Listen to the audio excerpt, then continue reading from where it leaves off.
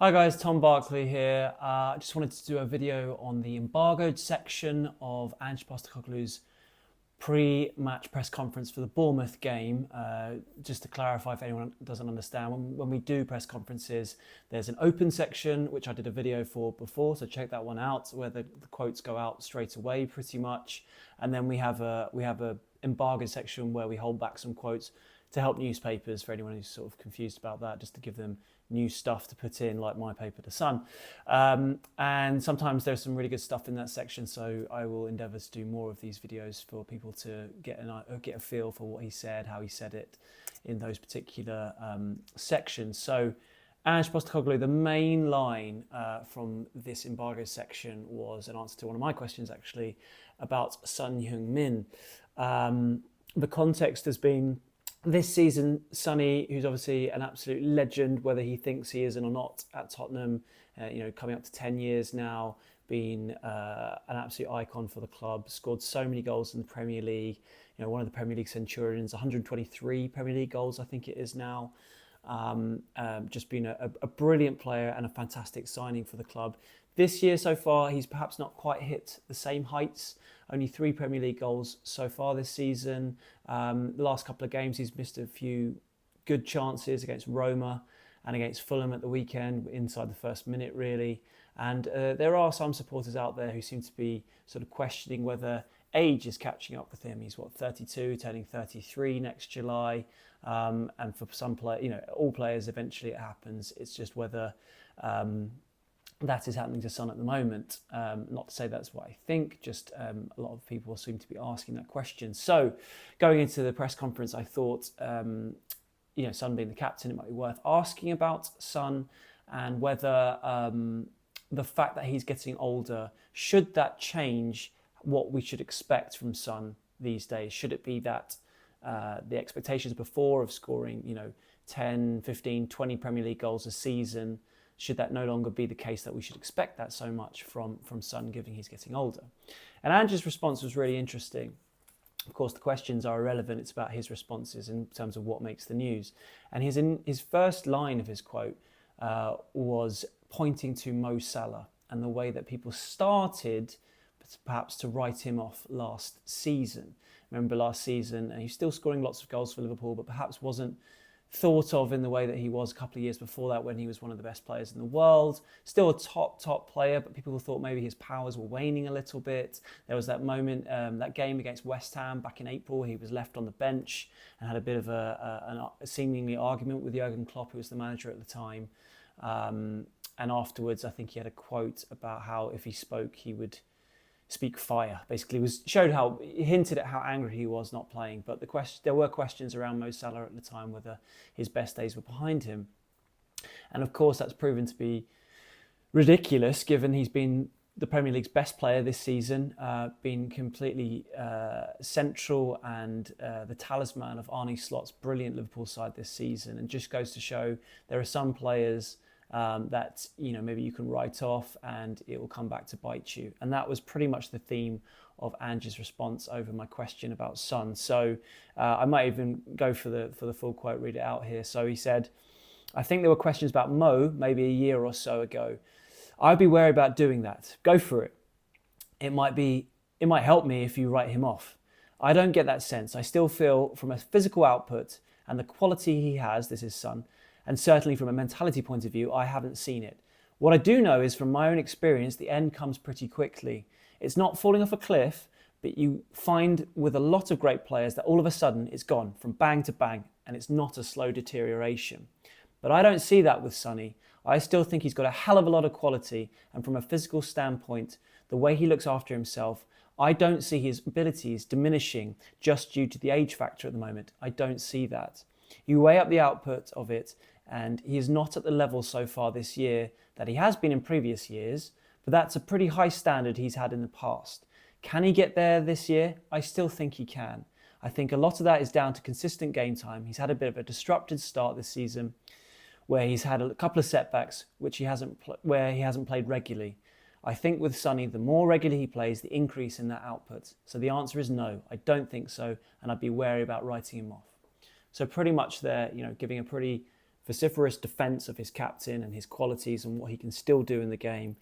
Rightly pointing out that Son's had injuries this season. He struggled with his hamstring in the home game in Europe, which meant he missed, I think, 4 games in October. And he's been dealing with that a bit this season. And he sees the way he keeps himself in such good nick, I suppose, similar to Salah, who, when he took his shot off at Southampton, you could see what great nick he was in.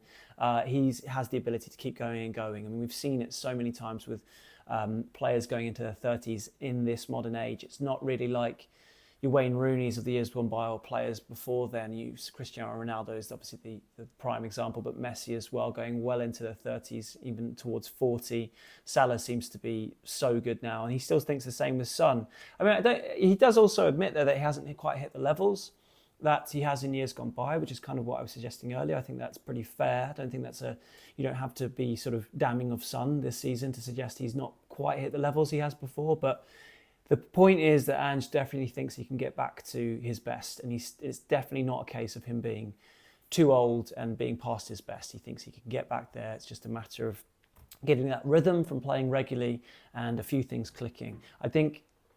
I agree, and I think Tottenham very much need him to be in that kind of vein of form now. They need him to start showing the kind of form that he's shown so many years gone by. Last season when he was playing a lot centre forward, 3 years ago when they got to the Champions League and he was the Premier League's joint top scorer with Salah, and he was just unbelievable that year.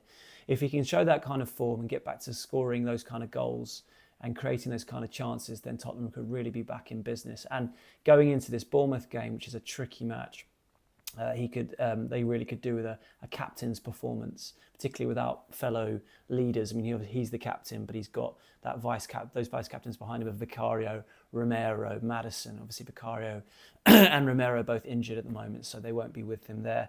He talked a little bit more about Son, and he said, as a character, he's no different in training. What you see is what you get. He's, just what you see on the pitch. He's exactly the same in training.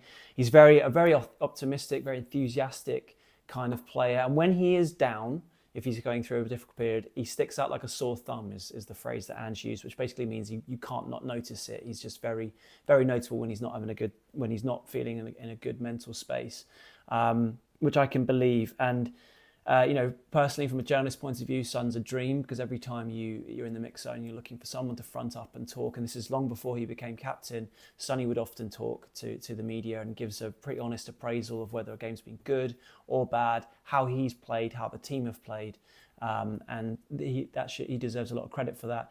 Obviously, there was that game against Aston Villa earliest this season where, still at 1-1, he got taken off and he looked pretty shocked at that point. I think he got taken off for 56 minutes. It proved to be not a bad call because Spurs went on to win 4-1, but it was probably the nearest we've seen from Son, who's definitely not one to rock the boat, as we might say in England, someone who's going to sort of publicly show any kind of dissension towards his manager.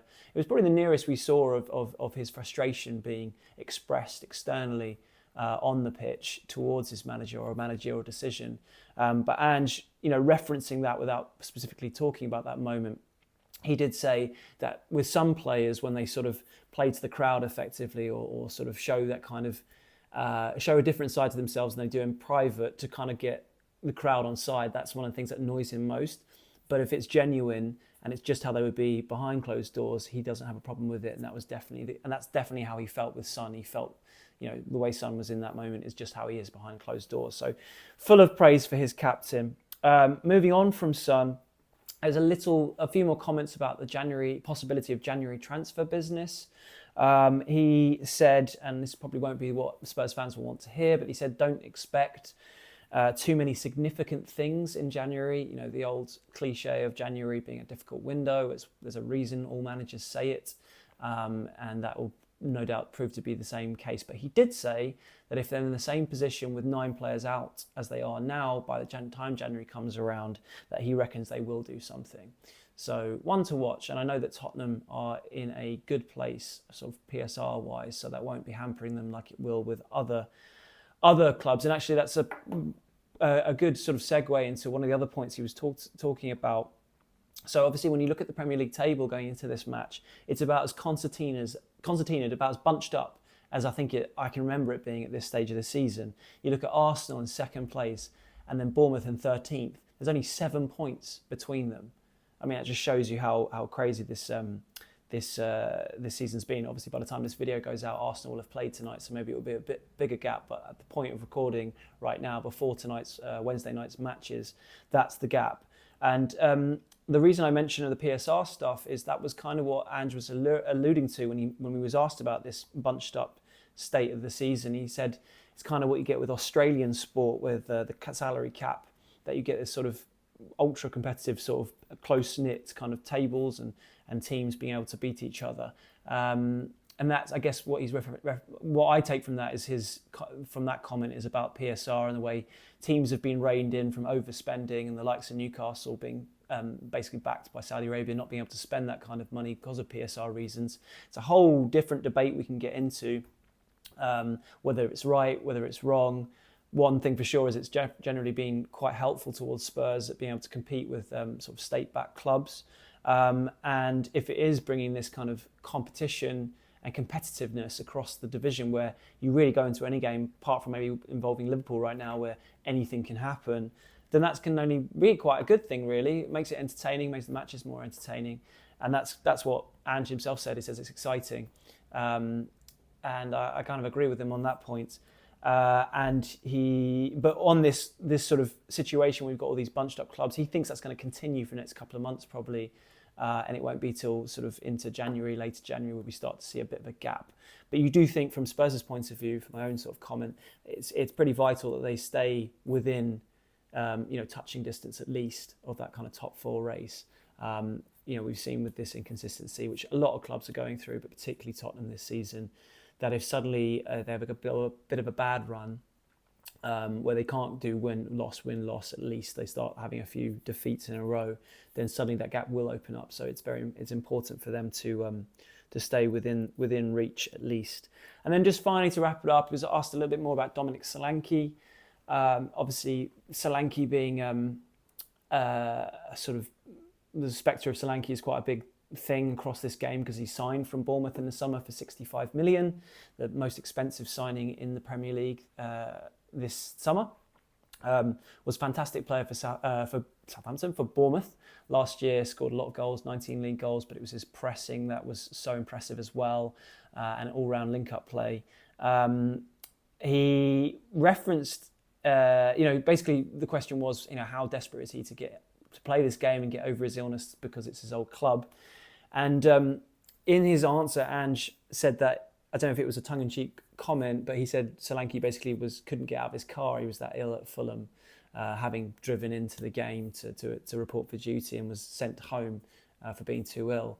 So I don't know if he's still really feeling the effects of that. Then we'll have to wait and see whether he is involved tomorrow. But he, if he gets through training today, being Wednesday, then he should have a good chance of it. And you could see how much they missed him against Fulham, that focal point. So fingers crossed from Spurs, they do have him. Ange talked a bit more about how Bournemouth played a huge part in Solanke's journey. Remember, this is a player that won, I think it was the player of the tournament when England won, was it the Euros or the World Cup back as in the youth tournament, years ago, back in 2017, was it? But he's had a difficult journey. Liverpool and Chelsea didn't work out, moved to Bournemouth. They invested a lot in him. 19 million at the time was a lot for a player who only scored one Premier League goal. He had a rough time as Bournemouth got relegated from the Premier League, and a lot of sort of fingers were pointed at him not being part of the reason they went down, because he didn't score many goals. But from my understanding, that was statistically true, but Eddie Howe was a massive fan. He was a huge fan of his attitude throughout that season and how much he kept trying. And then it was a case of going down to the Championship really actually helped Solanke's journey, as he talked about on England duty back in when first got his recall back, I think, in October. And got that confidence, regular game time, scoring goals, but an all-round player, such a team player. And then it was back in the Premier League, particularly under Iraola last season, where he really earned that move to Spurs. So Ange was talking a bit about that. And I also asked him, just to finally wrap it up, obviously Spurs signed Solanke, but Bournemouth did well in replacing him with a sort of like-for-like striker, not quite as physical in Evan Nilsson, but a pressing sort of maniac as well, it seems. But if you look at that Wolves game where he earned all 3 penalties, which Kluivert stuck away by closing down, I sort of asked him, is Fraser Forster going to have to be alive to that danger, given how much of a strength it was for Bournemouth in that Wolves game? And sort of didn't talk so much about Forster. He said it was more of a team thing, but he in his answer, rather than focusing specifically on the qualities of Evan Nilsson, he more used it as a reason to praise Bournemouth and the general Bournemouth's recruitment strategy, and club sort of policy, but also as a general point about the importance of a club identity and a philosophy of way of playing. He said people might scoff at that, but that's by having that kind of way of playing, which is what he's been trying to implement at Tottenham. When it comes to replacing players or signing new players, you know exactly what you're after, which is kind of what Spurs did with Solanke in the summer, and it makes it easier for them to really drill down and find players that will suit their system. He talked about Evan Nilsson, who's a well-known player, but it's exactly what Bournemouth needed. And he said even if Evan Nilsson wasn't playing, you just know how Iraola likes to play with that high press, that intensity. And so even if it was Kluivert or someone else filling in up front, Unai Emery, is it? Instead of Evan Nilsson, they will play exactly the same way. And that's a big part, at least in Postecoglou's mind, it seems, as for Bournemouth's success under Iraola, particularly this season with great victories over City and I think Arsenal as well, and underlines what a challenge it's going to be against Tottenham on Thursday evening, where I will be doing another one of these videos after that. If you haven't checked out my video from the from the open section of today's press conference, please check it out now. As well as all the other videos I've done. There was one that I did which kind of went slightly under the radar, probably because Spurs went, off the back of a not great result in between. But I went through the 50 games, my 3 best first 50 Premier League games of Ange Postecoglou. We're on to 51 now after Fulham. 52 will be Bournemouth. But I assessed my first 50 of Ange's reign, my 3 best, my 3 worst, and my 3 most unforgettable, which is, I think, a feature that people could check out and might quite enjoy watching. So check it out, and I will speak to you after the Bournemouth game. Cheers.